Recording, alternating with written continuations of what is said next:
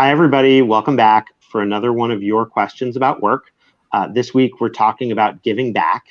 And for those of you who are here for the first time, I'm Roy. I'm a startup investor in the future of work. And you're not going to be able to see me that well because I understand that the way the internet is working, I look like somebody blurred out for identity protection in a documentary or something like that.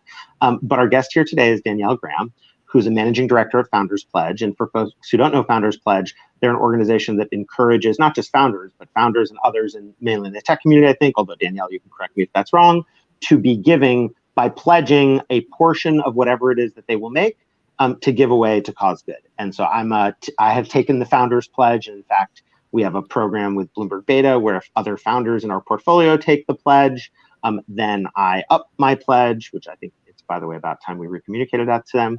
And Danielle, thank you for being here. The question we've got today is if I want to start some kind of giving program in my company, how do I get started with doing that? Great. Well, I love this question because the answer is that really anyone can get started and it can start quite simply. So at the smallest level, it's starting to talk to others in your company about giving and how giving is important to you. That can start quite simply with something like starting a Slack channel and finding others at your company who care. We work with founders, as you said, so we work both kind of at top down and bottoms up in supporting giving. From the top down side, of course, founders, executives, and board members play a really important role in setting the tone and culture for a company. And so we really encourage and purposefully work with the founders and executive level for that reason.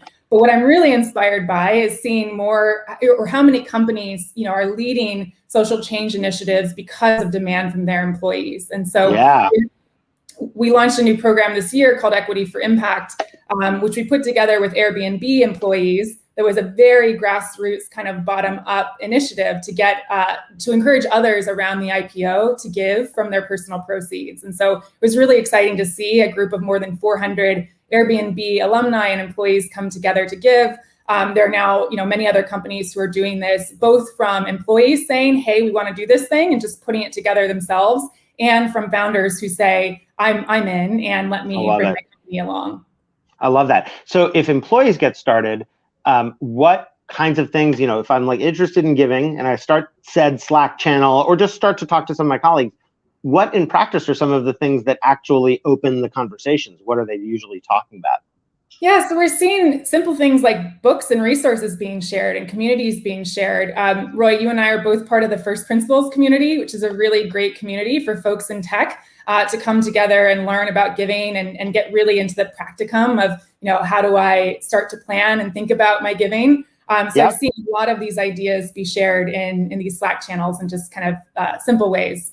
Yeah, I love that. I mean, I've definitely seen stuff like, here's a book that I thought was great. And, the Equity for Impact originators at Airbnb definitely talked some about that. And then even I've seen almost like requests for assistance. It's like, I'm really interested in giving some money to some advocacy organization that fights climate change or to guaranteed income or, pick your issue. And then others just chiming in with the work they've done. And it's almost like, it's kind of cool in the sense that in investing, we do diligence, but we generally don't, promote our diligence that we've done, our homework about companies to other investors, because, while we collaborate with them, we also compete to find deals.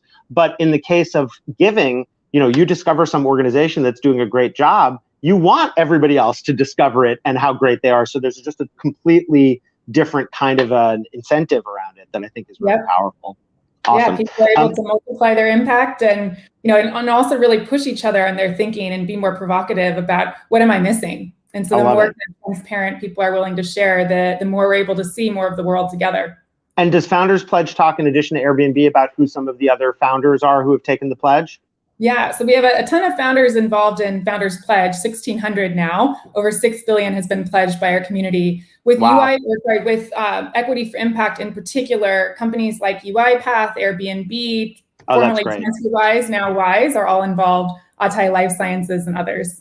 Awesome. That's really great. Thank you for giving the direct examples for Equity for Impact. Yeah, I mean, that is an awesome way to formalize it. I think it's terrific that you guys are doing it, and thank you for sharing it today.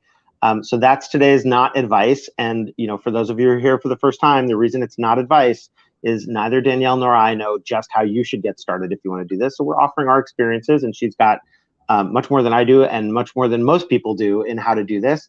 And then it's your job to figure out for yourself. That's what we got. So thank you, Danielle, and would love to come back to talk about anything giving related or anything else that is relevant to you in Founders Pledge. Thank you for joining, and to be continued. Thanks so much. Bye, Roy. Bye, everyone.